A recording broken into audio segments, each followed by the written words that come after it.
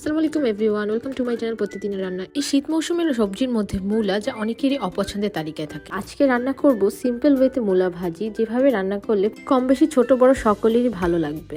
এবং তার সাথে থাকবে আইন মাছের মাথা দিয়ে শিম ঝোল। প্রথমে মূলা রান্নার জন্য আমি একটি কড়াইতে তেল দিয়ে এর মধ্যে পেঁয়াজ বাটা, রসুন বাটা, চিংড়ি মাছ, হলুদের গুঁড়া, মরিচের গুঁড়া, লবণ দিয়ে এটাকে কষিয়ে নিব। ভালোভাবে কষিয়ে নেওয়ার পর আমার আগে থেকে ভেজে রাখা হলুদ দিয়ে মূলা দিয়ে দিব।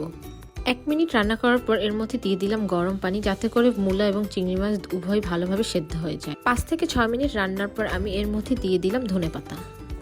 এরপর মজাদার আইন মাছের মাথা দিয়ে শিম আলু ঝোলের জন্য প্রথমে একটি কড়াইতে তেল দিয়ে এর মধ্যে পেঁয়াজ বাটা, রসুন বাটা, 1 চা চামচ হলুদের গুঁড়ো, মরিচের গুঁড়ো এবং লবণ দিয়ে এটিকে কষিয়ে নিব।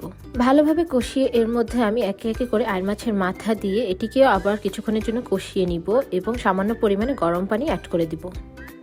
5 থেকে 6 মিনিট রান্নার পর আমি এক এক করে আইন মাছের মাথাগুলো অন্য একটি পাত্রে উঠিয়ে রাখবো এবং ওই মশলার মধ্যে শিম এবং আলু দিয়ে দিব এবং শিম এবং আলুকে ভালোভাবে কষিয়ে নিব।